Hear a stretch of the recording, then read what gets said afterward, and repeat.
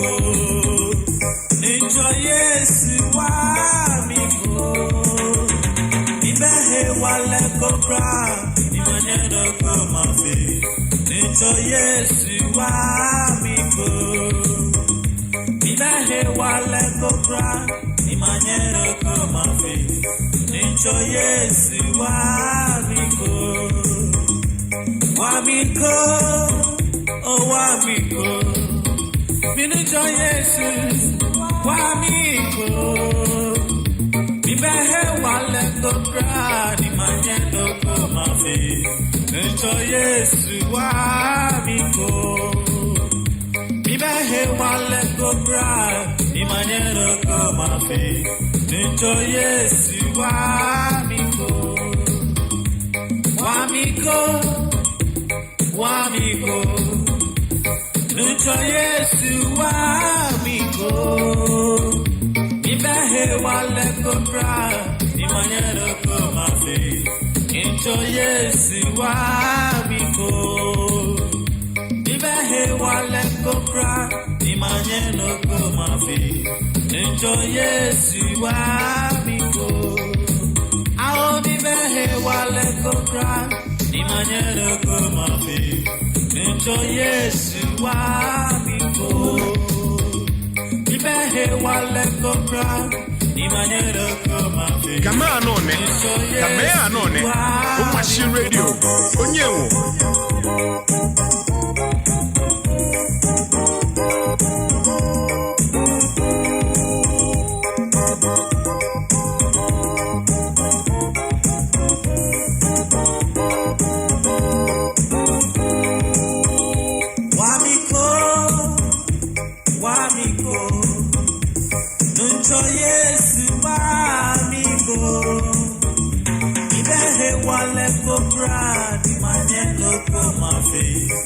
Enjoy Yesu wamiko. Good afternoon. Ke Umashi Radio, Jawo ya logo. Mɛni Yaa Nɔ no. Wanyemi yo na odi adenku kenklen. Mina ke ife no kuiwo. Mene nyeba. Mene mi tam ya nyemi yo. Papa osofo ibashe. Mene 12th of March 2021. Okay, wo henye fe awa 2 kemba ni fe mon. Mɛni Yaa Nɔ. Mene kan we mo, alo he wale we mo ni okwa wo meme ni ko we Facebook no ji. Friday sees more smiles than any other day of the week. Friday sees more smiles than any other day of the work week. When a Friday, o wa pe ko ni fe mo no.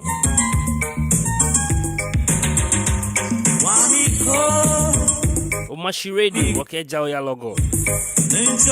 Ebe ni papa so fe ba shele. Anu wanyo wo fe ko ni, okay ni fe mo abanyegbe no. Ya ke ngmene wo chefi o.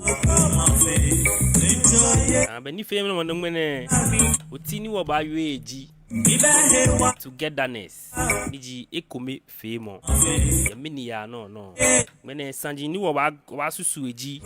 Ekome fe mo. Niji Togetherness. Apostle, good afternoon. Oh, good afternoon. And welcome. Thank you very much. Fine boy ojuba. One way or two. One that incholeshi. When I'm not going to you now, they are doing cook and clean any when I achieve banker when you fame on. Or when I all work with Wafini or Wajajik Beno. The apostle, ni fame on when I need Mɛni Yaa Nɔ no. And be sanini kanshing mene ni aba discuss ni yo yake twebule efe efe klalo ni ambabo twishi before no wa oke sanigba ba megbe no meme ni yo ebo awo ni woke ni femo ba nyegbe no ji the gym boxing and fitness gym ni ji the gym boxing and fitness gym ke o to kasi bi na fon atwele alo to agbolu pa mi wa nyo chia benka mo lo twa me 0545 193 289 0545 193 289 Agbenela unke mastermind multimedia concept. Let me feel branding, printing, posters, flyers, ke photocopies. Let me wanna try me 0244 643 647 0244 643 647. Ke the gym ice kinky. One only le ice kinky pakpako nike onu. Una ke ogbomo chufe wa fi from. Me woni wanya shame no 0545 193 289 0545 193 289. Agbenela unke keep sense graphics, keep sense. Let me get for large format printing, SAV, flexi, one way, graphic designing, the photocopy. I'm only buying Shamino 0542 576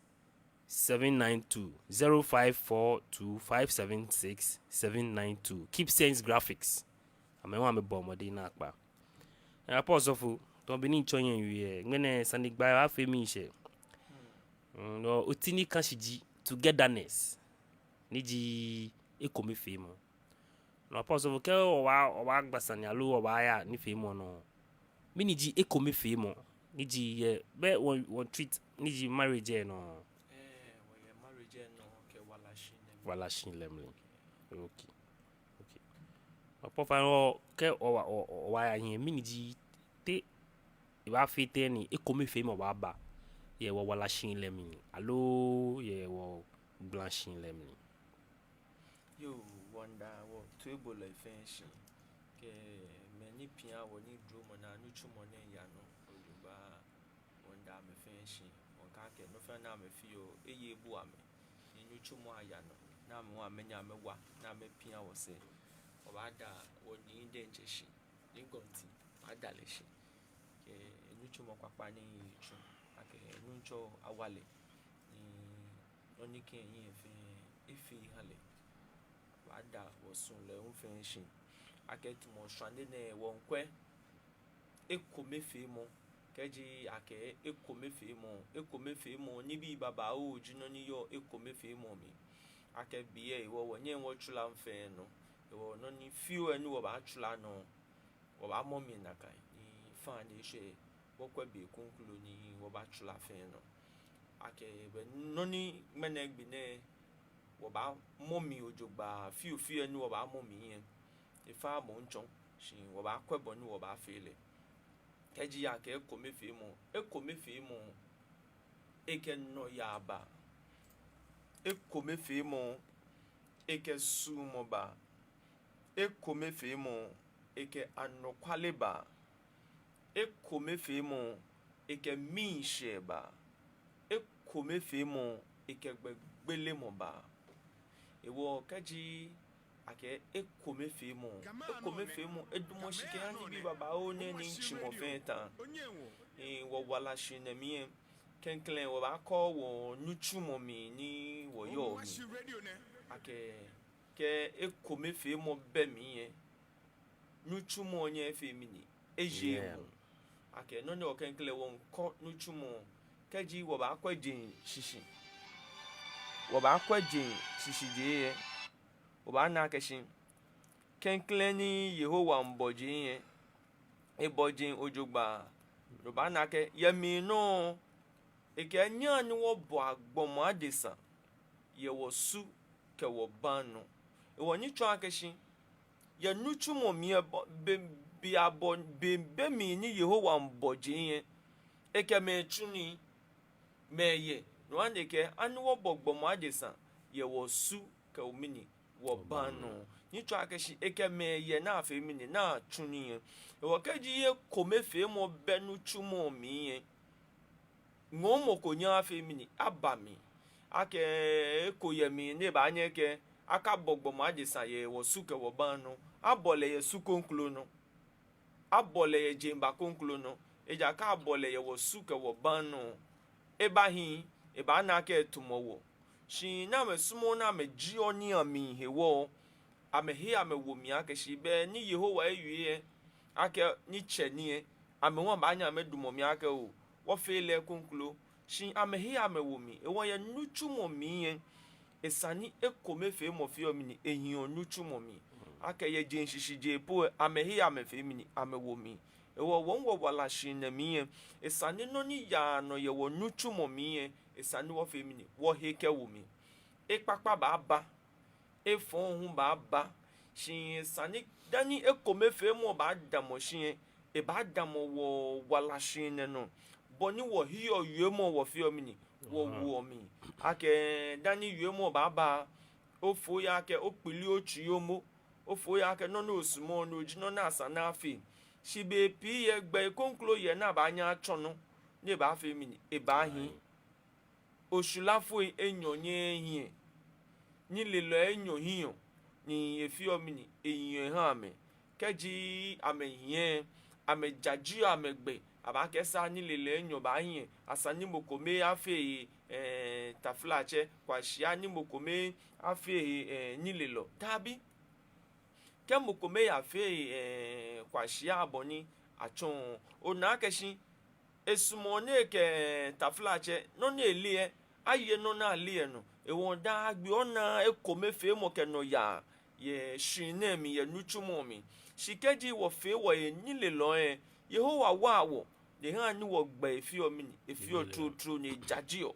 ni ngomo ko fi omini ehin ose shi keji oba fo ya keshi bu osumo ekome fe mo ayeme ekome eje shine mi na mesumo ekome fe mo amesumo no ya me wala shine mi amesumo tu enjole ya me wala shine mi amesumo ekome fe mo ya me wala shine mi amesumo inkome mfa ekome to e ba chu na ka ke ebomode na hale ayiko ekometo e ba chu na ka ke o le chu oni ojogba be nu chu mo mi no wo yin shi fe mi yen keji ekome fe mo ye nu chu mo mi yen efi o mi ehin o kometo ba yin ehin shi oyese pianlo ti mo be ni keji wo kwe wo mangana ne wo mahin enye lo je ekometo e chu oni yen eyese pianlo aye council of state ni amame chu ame wana chu nu chu mo titripo na keshi amepo amenye Ghana nuchumo shi wona ke obe pie edamo wo president no ejakele yenye ke komefe mo ba metin ngomo konye fe mini eje ekwe ba fe mini e ba na ka no ka ji wo kwekeje nuchumo po ye nweman tete onake be mi ni Satan ni egbe ni nyumo Lucifer ni nyungo nuchumo ekomefe mo ba mi ni ke mi ngla mo ba je wa na ke ngomo ko nya ajemi o be Lucifer yishi no fe mi ni o ba shipon no eja keshi keju ba hin je na ekomefe mo be je me ana no ya ana shole mo ya nuchumo mi eke na agba ke ntinti ba fe mi ba e wo ba san na fe mi ni eshi no ho ni Yehowa fe mi ni eshi ya na eshi ye je me ake ekomefe mo ba mete efe ti mo mi ngla mo mene hiye mene naka lafe mene naka shikeji aba wo Yehowa no asani lele ba hiye asani le ba dumo bi na na lojogba anu egbe shidabi asani mo fia mo afi kome ni eke ngomo afi mini aba ke wo kwa wo nuchumo mi mpo na aka mene ni wona wo manye ni ka wo be kome fe mo anya achu because ke kome fe mo ye nuchumo fi o mini esheleo ni eke no ya ba ewo shande na asani wonye wo fe kome ye wo nuchu mo tete ni won chumi ke wo be kome fe mo na keshi ni bi kome boti yo wo nuchu mo ami e boti yo wo wala shine mi e boti yo wo shinaji ami e boti yo wo gbemachi ami e boti yo wo momomi ni hani ngomo kwa fe mi ni ejemi neba e hani jomo kwa fe mi ni ejemi neba akeshi oyemo ko nuchu mo no ochu keji oke komefe mo chunwe onake nuchumo dane bashin beni onani me komano nshele ni amenyahin na nuwe na word ke ni bi komenjepo asanu afemini afe komena kan no na afe ashejen eyin abi abonoye eyin afi abonoye nucho ba no femini onini ashe kono ewe komefe mo eke no wo mo agboba ne shelio wala shine ewo wokwe komefe mo ye wo nuchu mo mi ni wo hiyo wo yu akeshi ngomo ba fe mi e ba fe mo fe mo no tumo mo ko kwe o shop na kenyabu ko ke mo be komefe mo o ba na ke dane ni bi echon ko ba o ba na fort ye onu chumomi shikeji nya ye komefe mu o na keshi sumo fi omi e ha ni bia no nuchumo ya yin e sheli oni ngomo fi omi e boti omi shikeji e komefe mu ba mi dane no ba o dwen e fon fe mo kemba ake no ba bo ba na no ku gbonyo ya nuchumo mi e wo keji oba na no oba yi shikeji o ke komefe mu wo mi da no ba oba na ngomo ku ya nuchumo mi oba na sumo oba na customers ya na afi mi ni aba shike komefe mu ba mi echion customers e po gbe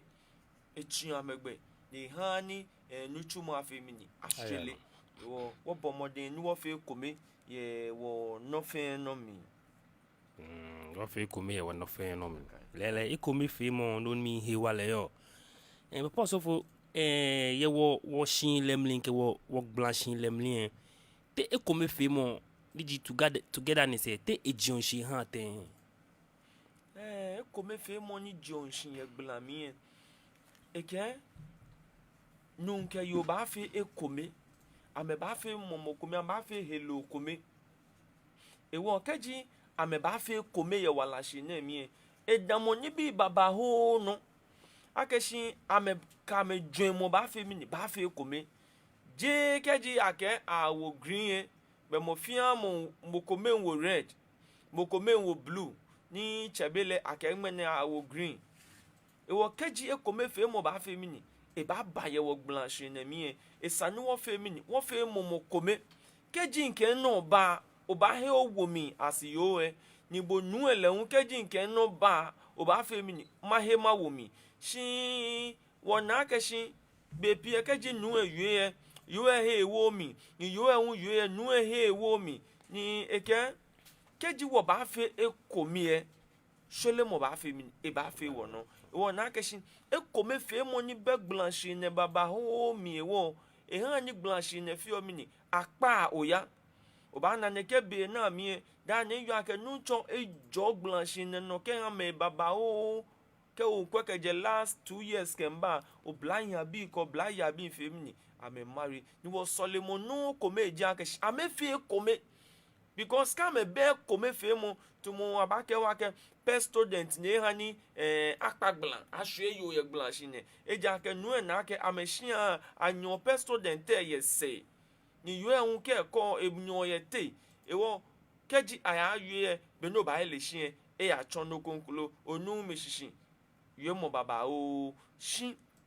keji oba nu shishi ni nu nke bo ake anyo ye se ni onye ye se komo ake keji onye ye se te e ba fete alo nu nke bo ake shi anye ye te ni onye ye te ba fete just accept mo ni okwa ake te ba yalete egbebo efebo efon shini osumo ni oba fe komi ehewo na ke wa hewo bepiye onala ke no na ko ogbo atawa fe mini agbona alo atawa distepo wala shine ewo bo ke minfu ba fe mini ba je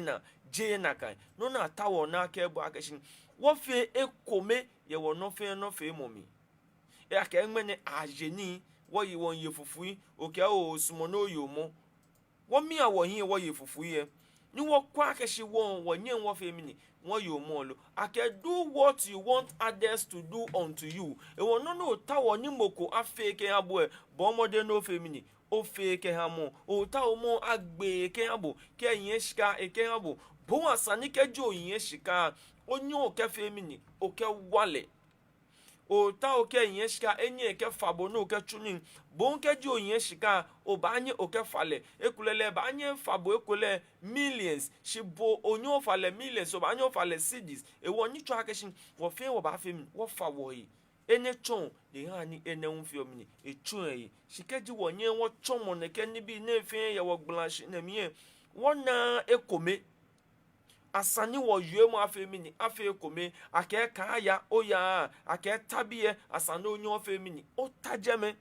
no bani o blanche ne ekome fe mo afe mini e ba mi ewo ene me ni ha ni be pie ana ngomo ko ye blanche ne mi ni titre no ni yo blanche ne mi ekome fe mo jino ni fi o mini e yo mi ni ne ke kome fe mo eweli owono de ha ni wona nuncho sumo ke ngomo ji nkome ye wo wala shinemi ni egbeli ogbe un baba ho ke ha wo egbeli ogbe un baba ho na kan e komi fi mo nu e da ne alo e komi fi mo no normally he wa le yo da ya ke blopu ke ogbe blo wana ke block ogbe blo ni amefen obu aku blo na alo o feel anyhow he wa le bemni shike o chela fen e komi na kan apostle fu mini ji okadi e komeni e ba twan ke shi e komi fe mo ye o wala shilin le mi alo wo blanche le ya ke moko ye e ba nyani ike wa ngmo ike ba fe no fe no mune shi e ko eni e komi fe mo beje no mi ji okadi e komeni e ba ji epo alo be ke be ne ko ke moko ye o ba na ke e komi fe mo ye oh e komi fe mo ye okadi baba ho ye wo yue mo mi mpo ana neke ekome fe mo kadi obanye oyamate ni nunke yo e ba fi ame tumu gbeme papa ibofue ame sumo ame ka me bote chumi ona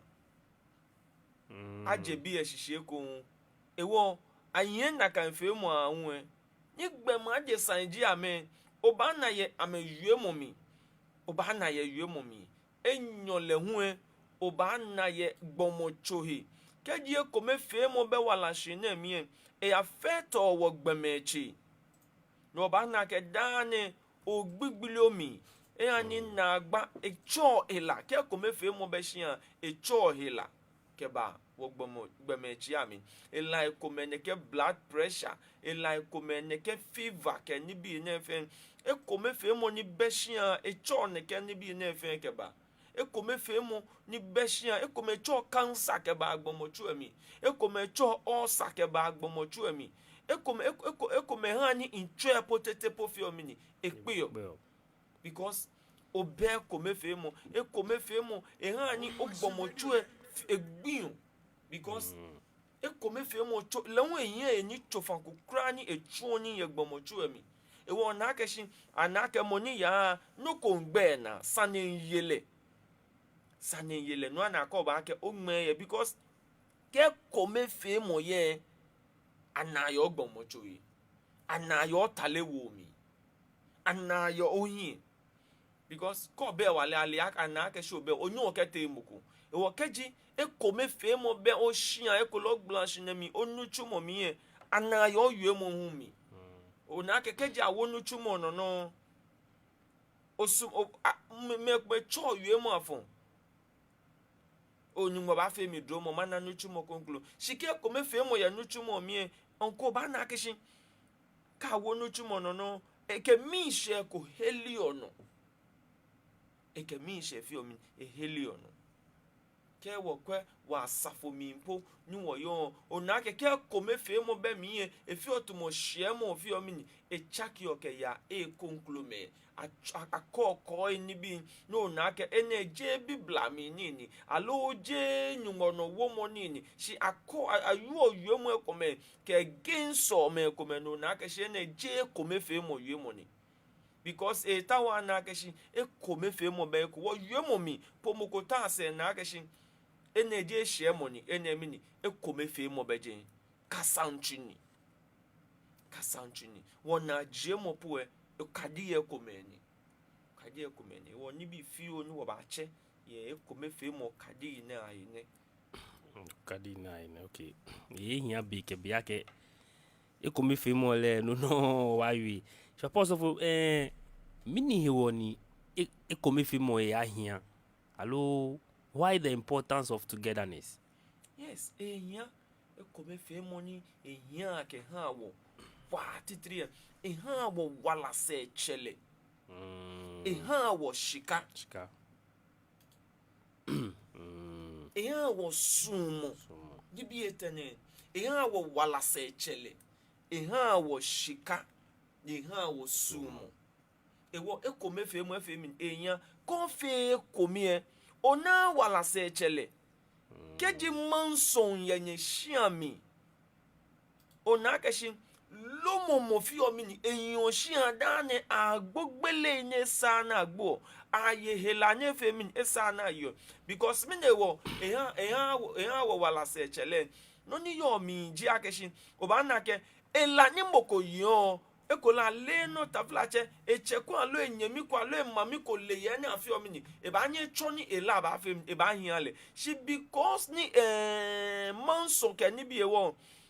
enye petele eke petele ni no ko fele abake mi fe ewo baba shile ni ba afi mi e ba gbo ewe ko me fe mo e han wo wala se chele because ela no chom ye kole ele nyemi ko ele nyanyoko ele moko ne chona kan ela mi da na anya kwele neyin ewo ni bon wo ye na kan ele ba nya femi ewabo ewo ba na keje nye ewabo o ba na iwale no se ba che ye jemi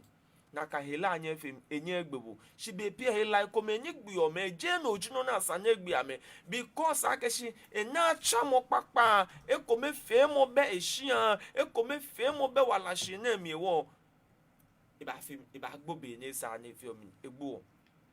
e come fe mo ni han shika o na keshi because e kuleke wo mbote shia uno mi o na keshi shia na yo e kula sani meneke ko aba mena wa menene ba hiale because of chema manso na chonke ma shie wo e ani shika fe edumo shia e adumo me konklo ma fi omi amede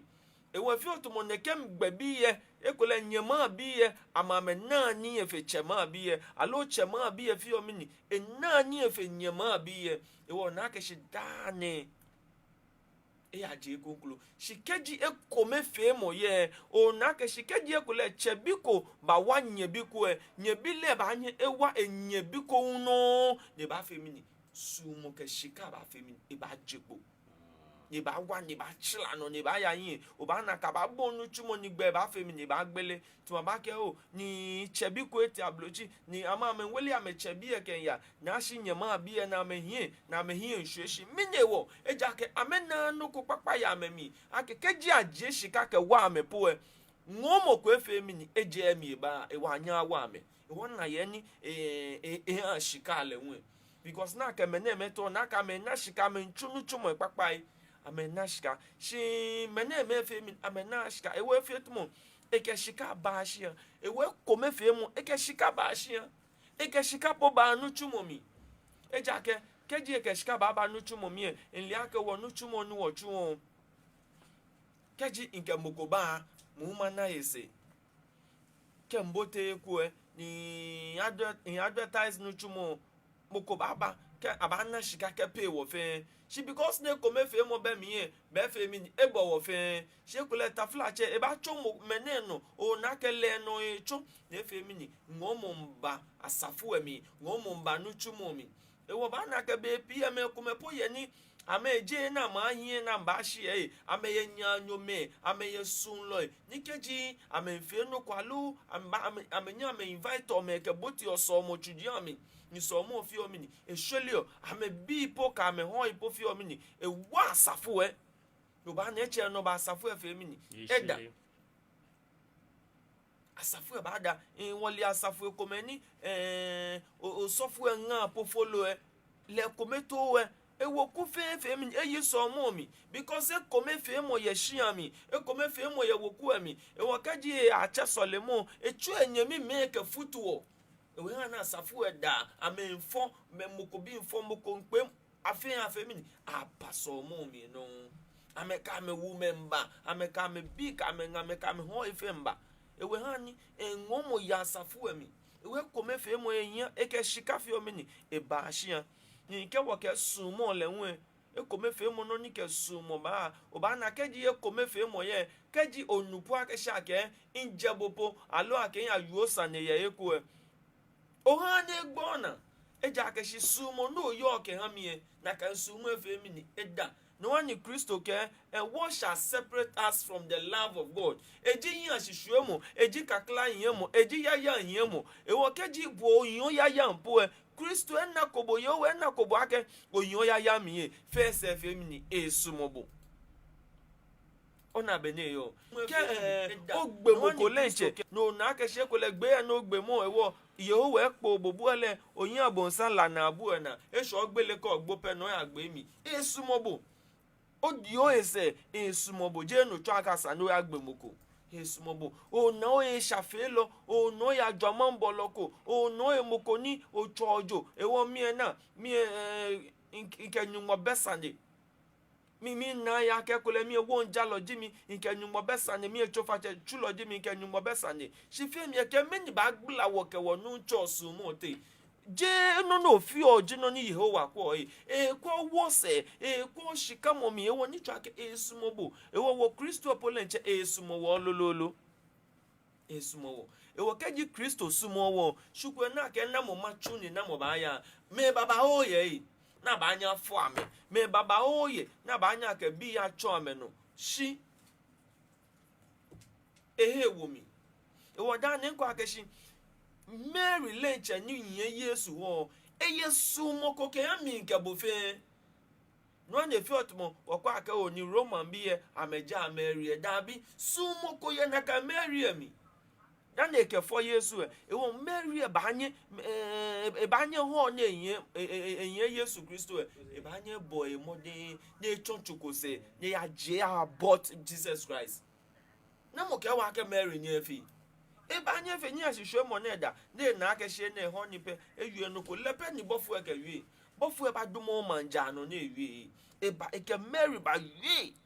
ye tumi woni twa aka yo ka mi ewie woni echo eye ba fe mi ba ji o ke gbole nche Jesus because tawe jeyin hwehwe mokomi she because of so mokoni Mary yo ke han wo na aka shi opom no fe no ni baba mangmen gbomochoyi mangme ni Yesu afemi echo mi nkeba nye ke hele mo fe mo yiwala wo le Mary po Yesu moko ke afemi wo fe ni ngomoko aje wo wala shinemi no na ke ni Joseph lenche po njofo lenche amole keba she said no na ke Joseph na sumoko ke Mary ewo onake na ka mehenyo ame Yesu moko ke ami nkebo won shishi je Kristo wani won na akeshin amepo ame Yesu mo dani Kristo sumo ba femi ni bajepo ewo ka me be sumo shukwani agbegbe bi 2 years ke bi na for 3 years fe asana ame ka ke agbele ni wo ya ajo no aka ke wo bebi don ni wo lenche wo fo wo no sha mekele ya to amekele jofwe ntu ake ame Yesu moko amele ake wo se yi no bi ko me ba na ese to mo bi ane ni wo na ese wo mene sumo eke min shefi o min eba ko me fe mo fe min eyemi ewo keji be mi ni Joseph lalamo wa Mary na ba mo gbekene na kele ba jofwe na kele ba ya ko papa shuku agbele ewo ni ko me fe mo ye na me wie ko me fe mo amefa na mete ewo ke ko me fe mo ye eke sumo ba hia ko me fe mo ni bi etene eke ba hia han mo wala se chele han mo shika dan ese fi o mini eke sumo hu fi o mini eba wo ni bi etene keju onyo fe ko me wo nye wo fe ko mi e wo nye wo fe ko mi e wo ni bi fe wo nutu mo ba nye hwele wo gblanshi ne ba hwele wo nyumo jamo ba fe mini e ba hwele wo no ko kra be ni ba chi wo ke nu cho sumo te wo fe ko me ye wo wala shine mi ni wo wala shine ba fe mini e ba ngon nakan okay if you want to go fast go alone if you want to go far go together which means da na be ekome fe mo ehia she possible na mo han ni ekome fe mo ba ani jenyo alo won jalo alo Christian ni ji moni ya so moni han ni ekome fe mo machine alo jenyo alo won jalo alo na mo poten ani all inclusive alo one sided yo mo na mi nko ni anya ji mo go yemi wo fe wo yemi wo fe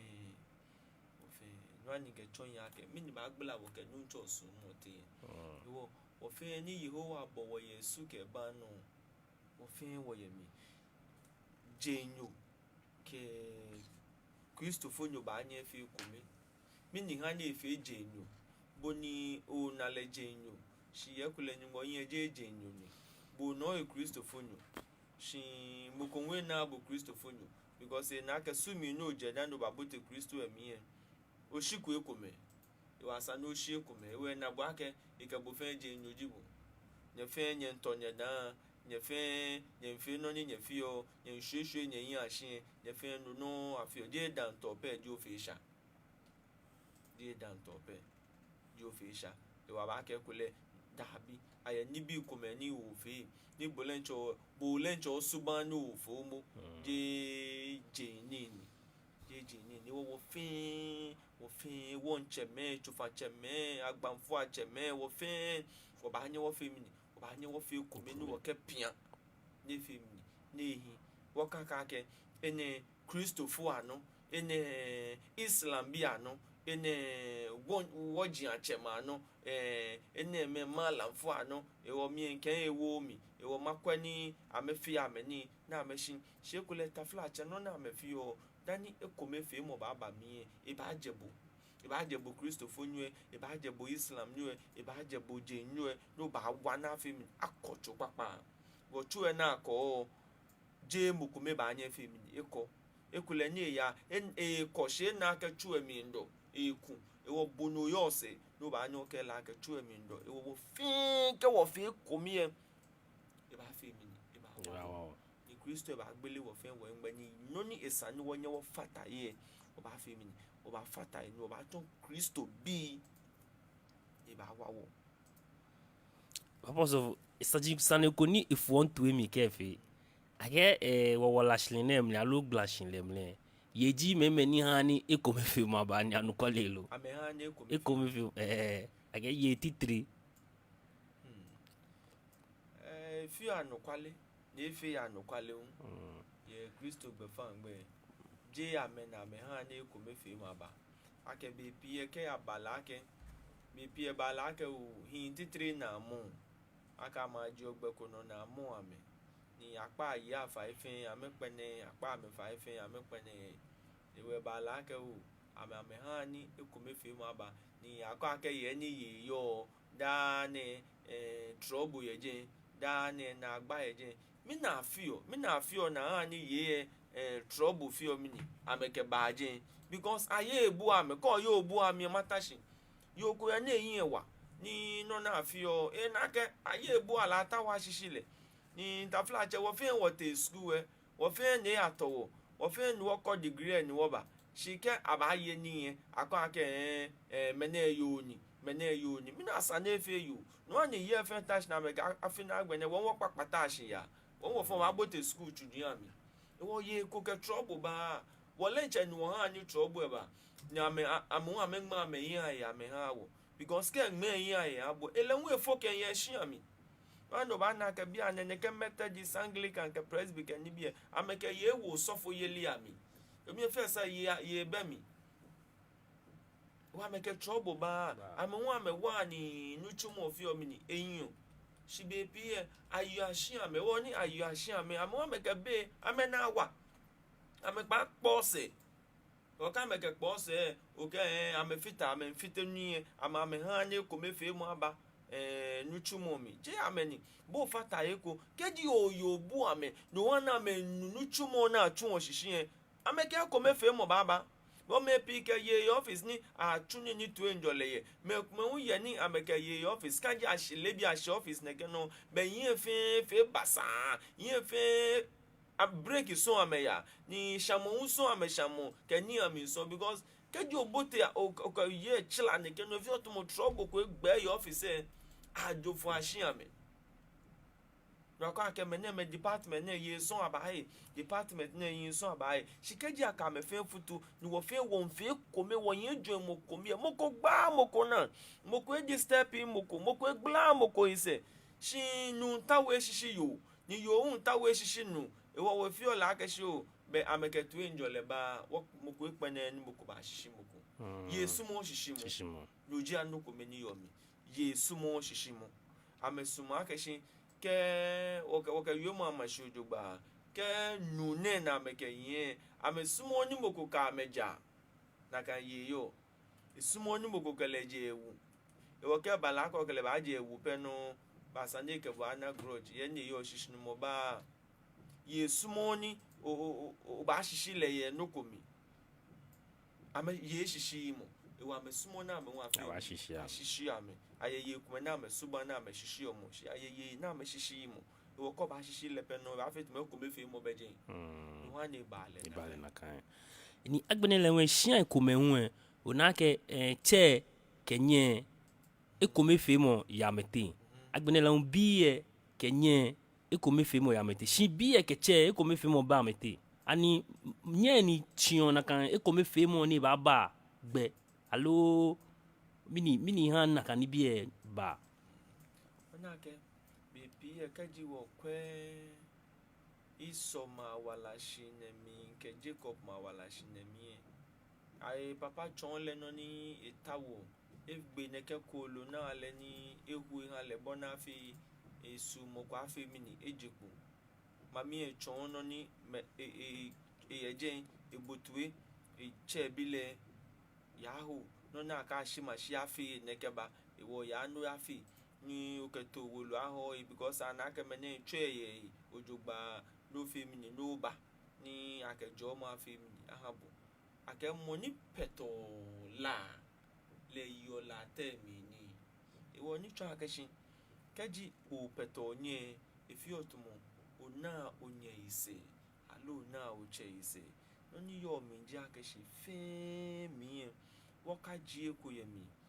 biye nu ewo ho ni yo ke fo ame boyo komi ebo fo fe alo ke abala ke shin ekoya fi step children ne fe nu bi ni la komi ni yo ame mi we ka fi akeshin moko ba gbla moko abasumo ibala ke shin nu ya sumo step bi asani ni eshin omo ni yo gblan bi ye alo ya sumo mo ni yo gblan ni eshin omo ni ame mami ebe marriage ewo ke fi da na fi otumo ekome fe mo fe mi ebe bi ate because I'm a stepmother abaka amake ibake bi eni fo ake ni ne stepmother na konkulu ni o se be suban ni sumo chofa sane je ba be fo ke ni bi mene le un ba ke bi ake shin gbeno ni echonde ke ba he ni papa ye nje shukwe be ne onye te university eko le mene me amenya university eko ameya because ame mami shi marriage ya to ame mami nuchumo ya hi we wa me ka shi eko fiu shi nye ka ma chomi shi mene mo na ke na mami ye marriage ye amenya shi kule tafla che je nu eni wa yo eni gbu ye ke nuchumo ni ke wa shi mene me ame fila ke shu be nu eni yo marriage ye be le nu e wa yo na ke fi ono fe no we ya ba la ke kome fe mo ya ba ake school ya trampoa mene sumo na ebi achogbomo mene wu sumo na ebi achogbem ewuji we ha ni mpo atwa fe omini eba mi we fe otumo me kuma ya jio papa side me kuma wu ya jio mami side ni ke ngomo efe mini eba hia ke kome fe mo efe mini eba hia wa sani wo yo si ake fe wo fe mini wo bi ni ke jo ya fo bi ye eko alo ke yo komi no ke lefo ni bi ye esa ni bi mi ba ja boko ba ke mi sumo mami sani mi sumo papa sani yo mo ko ne sa na bi o mi ne aba ke o mami ko papa na mo sani osumo boko ba ke mi sumo mami sani wa eja ke mami le fo mi le ya mi fofo le fe ne ke no papa le un le wo ho e wo na mo sani asani osumo ko papa anu e yo mami mi anabo e we sa no ba ke mi sumo mami sani wa efin papa eja ke kembe walepo imami ba force ni ba fi shoyin pa na ko papa ashika na ke boya hospital oyin pa na ko papa shi ashika na ke yo ni abo ewo onyo ka ke osumo mami sani fo papa alomi isumo papa sani because o papa eto sumo ni e ba fe mini o mila ni e hanu show mami e ho mila ni bi anu kon fe ke wo papa pa chobo jogba kofe ni nehi o dale mi pu o mami ba yue shi ko to papa je e ba ke bo na tui efe enoko bo me o yile chon ka yile ale kule abale papa ni e do ni check gbe ke bi mami e yese o ka fe no ka bo efe enoko e ba pa gbe ke ni ele no na efi o na achosile shi fe mi asani wonye wo yo si akeshin asane kome fe ma fe mi aba ba mo na abumi na anya fe mi agbena o sofoko ne ba ke shin ke gbe ke nfe ni ne yin bo mami e ka ta se no ka ke shin don't mind daddy don't mind daddy it's okay me no call like don't mind daddy don't try ke be no if you need daddy nke la ke shin yin be bo support ke wo gbe ke ba fi na ka no wo ke afi na ka no ye dale mi agbe no ba fo ni do ba check ile do fi na ke bo no wa na fi na ka mami e ba ke o ashi ekule papa ba ke o bo fi no ko ashi wo se ke afi na ke ko mo go shika papa ya pe wo se ba ko shika ni da no onyo pe fe yin asihwe mu e wo jeme onyo ka ke don't mind daddy it's okay ka fo daddy da be daddy e di abonsan alo mami e di abonsan asani wo nye wo fe mi wo fe ko me ni wo fe mi ni wo chose ya posefo ona ke aye couples ko me lewuni ke amepe ameye e ko me fe mo be shikeji ameba mahin alo anagbo alo ajipo ate mami alo ate somo alo ate function ku akpeye ku ame fe otomo e ko me fe mo ye na kanie how dangerous like yo ni ne kan egbi osusuma igan ni susuma me yan shi because ka lankwe ye agbona no nyo lankwe ye chumi no na asano nyo fe ye chumi asano nyo fe ye agbona shika balake o ba fe ye agbona ni mo fi ama na ka wo sumo wo shika wo bote wo chumi be manso chon ka kakla chon ba mi be wo sa wo yin wo ba fe mi wo ba tashi ani jin ana ke shi no ni mi wo chon ne wo ka laka wo yi wo ka fe wo ni ntumo wo le konkron bi jibo wo tumo wo ka to Kristo ye wo konkron bi jibo ka ba sole mo chon be wo wele wo ni jiano o wo le shafe mo kokra be wo shi wo tuya mi wa tale ni wo mo kwa ka fe tumo ka ba gbona couples amusuma me ba me pa mama kome ba me ke yin ne ka wo anaka mama e wa anyi ekenye she ekwu sumo ejepo ye chuemi eyin chuemi ke ka ke jepo no an wo bo wo chuemi ke jepo wo bo ni bi ene eyin ke jepo wo plan ni bi ene eyin ke fe mi ke jepo wo no ni eyin ke ji apo nana nye ka hai mama ya agbo na tumo ehian ke ka bote chumi be afo wa mo ko ye na ba nya ka fe mi aka wani je mo ko ye na ba nya fe mi aka nya awi shinyempi o na nko ba ka shin o na ye gbomo chu o na ka na ke nu ne e chon na agba mi yo engbe na yo ye yin asande nu ye yin asande shika ba agbo na ba he wule no eyin akoba ho wule no shi ka he no ya gbona ni mo fi amo na ke o mo papa ni be ne ba ku mo bo ke hwe it's too late abenuko na ba fe ye no be ne ba fe ye abenuko na ba fe ye no ba na ke na ka be oni ne yin shi o yin hwe shi no wo ku me ba ke wo e wa asma ne ke ni bi ne fe ye no yue shi ha no yi shi aju yue mlankwe aye chofa na ba fe akaba ku na bpn ni jon shin aye be na ku bpn na shin okato aka osmo na ba no yila kaji yehowa ewie ne ke chon moko no bebe na kan bi efe nye mpin nye ho twumi shikenye ba gbo na nye sanye tumo nye ye konkron no ko gba anya na nya na alia eye chekwenko ni na kan chekwen ye ojogba ni keji ewi abu otwe chiwo pete na kan chekwen chiwo pete na kan enyekwen chiwo pete nyemie chiwo pete mamie chiwo pete papa e ba fi mi e ba hin na ba yi wo kaka to ye wo twumi wo kaka jepo ya gbo na ni wo penti efefo shikeji acho se edini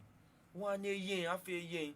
ni nyumojo mo eyin olololo no one be pie nyumonye jo me ni your blame whoever find a wife have found a good thing and obtain favor from the Lord. Wo any man ni ani na ke favor na afi mi e bai because no ko yese na echi be no ko come ete keji abagbo na atu na abagbo na ebi mi sheje na botetu emi mi fu ye mi ewo dani ngomo ke favor ba fe mi ni ba favor nye to God agbone because God take to e ba gbe mi ewe nye to o na nye to ewo e ba me an ka shi beni aba chineke bune no ne ba hie no ke ba e wona beni yo baba keke je bia bona me bote blanche na mi na nu enu chumu efite no ko ya no e to yo ni yo kometo ye ba nu yo nye wa nu na ke bale because achi favor ko gbe dun ko ya me chu mi dun ko ya me wala shne mi ni na kan dun aje ko le ke ji aje na kan dun pe e ko me fe mo ba fe e ba dun mo shi and they obtain favor from the Lord there e ba je ko ke ya me fe robe beje nunke yo ni ba hin shin keke shin kaji je nunke yo ni ba hin shin keke ni ba ni jomo aba shin e come fe mo ka ye jeme no bani jomo abamo no na kan we mo na ya ko o ke nu hin shipe ngo ba job o ba no ke nu aloyo ayin shini ke e come fe mo be jomo ba don consa for me akeshin I love you na ko onu shin e wo mi ko ba tan marriage shin ni e ko le mi shie alo nyambote marriage mi recently na me kuma ba na me nka ma akeshin keji nye pa mo ko nye ba pa nye pa bia na yi nye suban ko nye ba je ke cho nye fi bia na yi nye ka ma nye ke ka to atumo afi olibi konkron bi keji ofe na kan yen mo no obule kwa shia di osofwe eja ke eyen yen na nye gba me papa yi ni ayen yen ke anumbo yin osofwe ni hin onyen yen ke anumbo yin yi bepi o na ke o shu osofwe ayen shi obu amekwa shaka acho nyumbo ono ni nyumbo kwa agashi o shie lo o sofo ona nuku me no yin ameyin ekeba meneme je gbemeni o keji nyumbo ko sofo ewe na ekwese ba ni kenya ke nye yin o ba ke o sofo enfite gbla abi because yin mo ni yin ekole mi she be eko she because nye ntawo ni ye fo e wo nye ntawo nye botemi ni nye fe ekwe wo ye ba fe nye ibulu ka gbegbo mo fe ehomi apin gbo mo fe ehomi be ya no aya be ya na ka me itu ya wo mi be yo na kokuru moti nu enwe na kokochi ni to ake ba nye ye yo enyon e ba nye je nu enyon ba nye fe because na ka fe kome ba je no je kome fe mo ji akeshin sumo no ni sa akeshin o ba fe then the favor will follow she no kome fe mo be je o accept ake favor baba dabi obanyo ke mo kwa fe engagement wedding ne kome fe mo be je because sumo ko yani sumo bu le ne wedding be chine engagement be chine e wa ba fe ana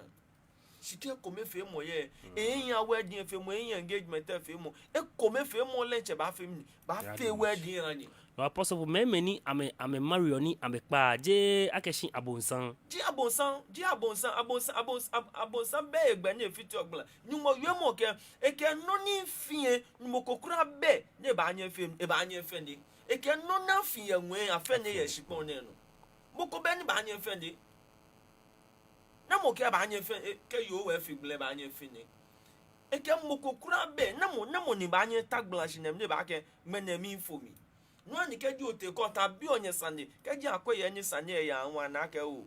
ba sana afumi shanya afu ogblan mi ye court be na elo shama afu ame na me ka me ya pe o ame ka me ewo benu enu ololomo moko nye fomi okay moko nye fomi okay she purpose of ani bala keshi ni spiritual realm e come fe mo bejen she ake like was certain ne ken le won na keshi won sumo wo he ni wo ba ni wo ke wo ya yin shishi wo ba ni wo ke wo ahin shi yo okay ake opinion are like noses purpose of me ton ke stand na for me ona ke follow e come ni ye for you e come keji e fatalo ba han le nuku ni wo ko la keshi e ko le beke bi e wo ni ihan ni ji enga ni keji moko nuwe jamele shishinu moke ekome fe moye shikaje ko le gbeke bi ya round no ni ko le no hangwe ne afa pe no be ni bo eneke o washka no fe neke o kashka ya mami ni fe neke mina ke jeme no e channel some kind of link kuni hani gbeke bi ke che afi ekome She tabele kule je yake nuwe boy wa modern she naka instant naka bea me ni kule enye ni air afford no naka ye to amu to fi amete e disturb ye ni asani ye akwe keji owushon bo 50 Ghana ni ngbe afi dromo enye shibo 30 Ghana asana onyo femini omomi ni oyemi nakai shi baby ye o nakeshin o chinemi ye eshi 30 Ghana eshi 30 Ghana eshi 30 Ghana 30 Ghana ni eshi oken abu asana obio ya iwo iwu ne ma ba gbete ni eshi 30 Ghana no ji eko mefe mu oh da iwu gbete ni eshi 30 Ghana ma ba na monika bile ne kesane ye eke twi mi mfu ba femini ba ji na dawi gbete ne no chumo ngomo ko eje eko ba o nakai ani wo ke wo solimo mi ni ngbo ba fe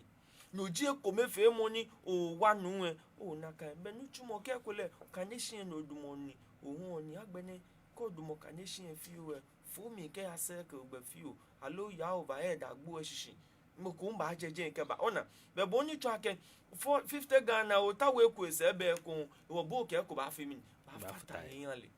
shikaka ke eyan bo 50 ni eyan bo 40 eyan bo 30 bo ba ka ke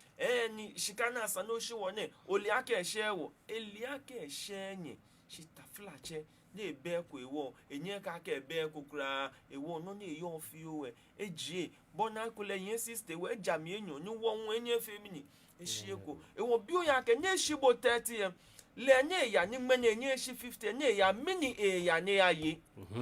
oji sane noji eko mefe mu ewo da no ko yin shika no shi won 30 Ghana ewo bu e no ya mini o ya no aye be ko 5 ye no shi won 25 mu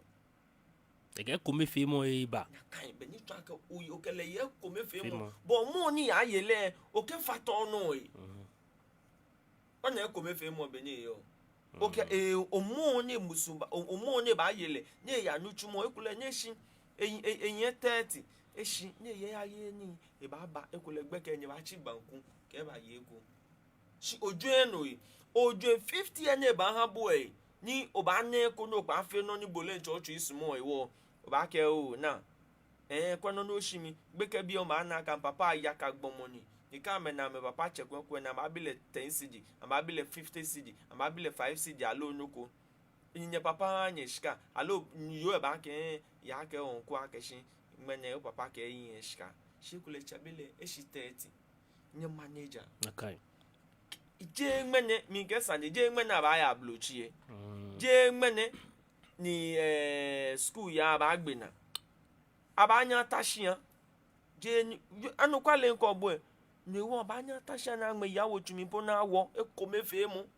mo ko le ye ni nye yo mo ko le no ni nya afi akashishi nu mo ye kan because o wa nu because onyu ogbigbile mi wo be no yu wo nu ele je egbe na eye susumo akene ya eli aka ehye shikeju kije ake egba fe suma ewo be dane ken yu e be dane e ba shitete Ghana dabi na mo ni hiyo shika na mo ni hiyo million ne sumo na ebi ya pin na mo ni hiyo million ne sumo na nga pin dabi mokobe bene na ma nga mefefo na samira me sumo na nga nwa fe na kan efe na kan shi e ba la ke na ebe ko ewo e shi fio no mi e ke na jin shi bia na enye e ke cha no ya poseful una ke aye couples ko meluni ke amepa me ye e ba ne sumo na nga pin dabi mokobe bene na ma nga mefefo na samira me sumo na nga nwa fe ba na ke ni efe na kan shi ngane e ba la ke na ebe ko ewo e po ni mi yo mi e ke na jin shi bia na enye e ke cha no ya poseful una ke aye couples ko meluni ke amepa me ye keji ewo million ba ke ngefe dabi mokobe bene na ma nga mefefo na samira me sumo na nga nwa fe e ja ke shi na enga nu e ha le be mi na ebe ko ewo keji awo le bi e ka ne e gba me nga sho no ya poseful una ke aye couples ko meluni ke amepa me ye keje wo mele monye na ba ke akele ye ko me fe mene na ma na me fo ena fe na me smo de ko me fe e ja ke na Shije chofa. le be me de be ko Which means a build of Kajoshi Shiji. Josemoni Because of when I get a couples to Meloni, keje wo mele monye na ba ke mele ko jo ka te mene na ma na me fo ena fe na me smo de ko me fe e ja ke Shije chofa. ameke sebe follow po wo ngbe wonu etwa jogba akesama 3cd wo ngbe wonu dade san gbonu mo fi amo yo because e ko me fe mo ye e wo keji awole pi ke baneke ameji o ke mi nse e ja ke na ke so yo ekele ye ko me fe mo esumo le be mi ni fe mi e yo ya No, purpose of Kawa Mabisanie. No matter how spiritual you are, Kaji ekome fe mo be, no nye chuni. Ya ga ye kome po, Kaji nyongbo po ni nue, e jaska mpepe po ne ambu eko kene, akwashia. Ni bia ne ba eke ba shia po, bo nue o ebemi. Si bono jeska ni, mi chon oke eke kwashia. No ba which means no jeni ake kwashia obe bo bemi. Bem nue ke te ebe e bang. Nakai, e wo ba na ke ekule nue yen shika fi bi no ba na eta. No ba na eta. Ya na wo kwa ke me kume shika cheme. Me kume shika cheme. Me na fi bulu ka ale shika ne ke wo ni nue ba yo. Mi ne ba be ba yi. Wo ni nue ba yo ba na wo le bi ka ya. Da na 50 na show le 50 bebe. E ja ke ne ko nue ne ko le bi. E ko le ke 5 cd ba yi. E ne ko le bi ke te nu tumo. No eshi elebi 5 cd ni ba ye 5 cd nke to ekule o mo 3 cd lo 2 cd e banku ekule 3 cd lo 2 cd e ke to e dan ni gbeke le o ke ba shin ba ye e wo ke 40 Ghana ni ba 50 Ghana ni shin o ni ekule no ba che ni ba ye 10 cd no dan ni ba e ke no e fita ye hani The which means okay. Wona ka gbe ni ishika no che because o je no ba twale ka ye ni e mami iho ni e wo no ne ba ye gbeke mi ne ba fitele ne kule e ba ni 7 cd keke gbeje chele mo no ye Aya yin. shika ya ye obeda ne no na ha bo e pepe ni e ko che no ba ke e me na wule ko le da bi no ne wo bo mo dia ke she wule ba ye ko gbeke le bi we ba fi mi ba ye ko But there is no magic. Magic. She apostle for no call you mo baba na gbe ko nga wo keni ne. No me oto o taka yo mo ko mbia keshin. No matter how spiritual no yo, if there is no togetherness, it can't work out. Como asafo mi mponi wo yo ke ko mefe mo ba asafo emi there is no way na asafo e ba anya hwele e ko mefe mo asafo mi mponi wo yo je spiritual spiritually wo fe we are spiritual ni keje awo worship no wo ba ka mo shimo ke como ke nyun mo po yi ko shi no le che mani makoto shi ma wo ni no o makaje nyamole jani mo pe ntu imi Nakai. shike ko mefe mo ye nka aka ni ashimashi to na atu ale gbile ni atu ino ke yami ni nga afo na atu ke yami ene ku iwo bele oni ese no be mu ntu ke ale e ko mefe mo yi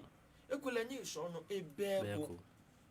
shini wo ye ko mefe mo ewo nka aka shi obe na atu ni achi aka shi me 10 ami me 5 pe ami wo be na ka me 5 balance ya me shibu oye ko eko mefe mo yo ha na aka shi ebeko na enye fi shibu oye ko fe mi o fe e wo won se le we pa kase ni na fi an moku e no na eyo e ba fi mi ni e ba fi Apostle for don wako ni fe mo wa bi na ge be eti wa yo mi ji o na gbewe mo ni na gbewe mo ni wo ba shi mo fe mo go na fi next week when you watch channel do ba ji akeshi ake na me fe ekomie je na me ke am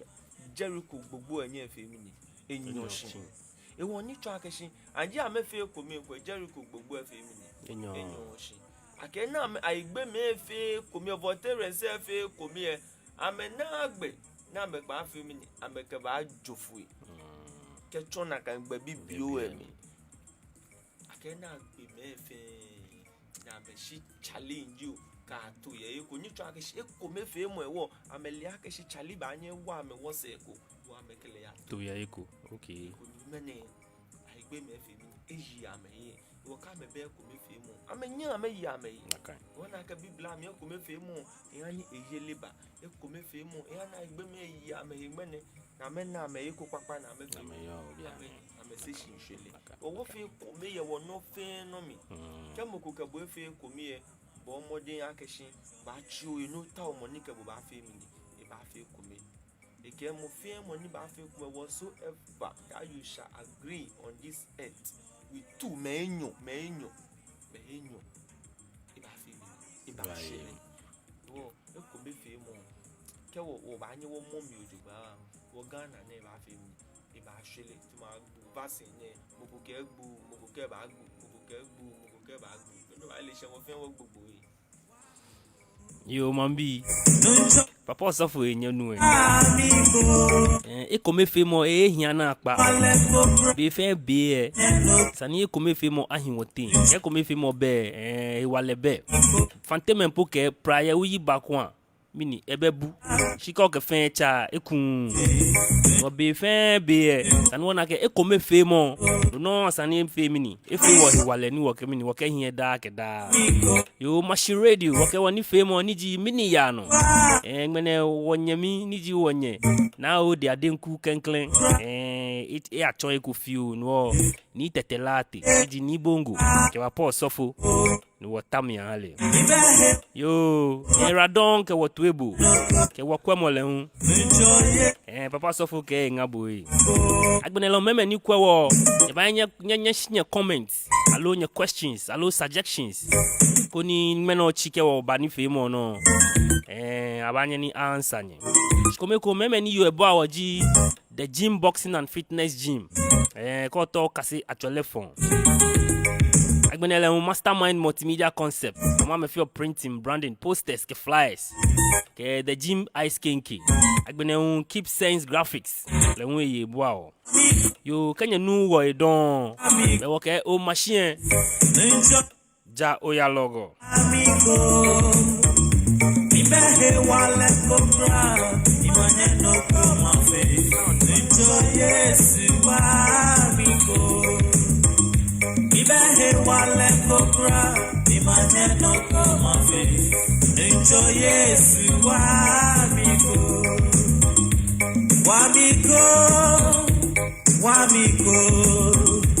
Nito Yesu wamiko Ibehe wale kobra manye no koma fe Nito Yesu wamiko Ibehe wale kobra imanye no koma fe Nito Yesu wamiko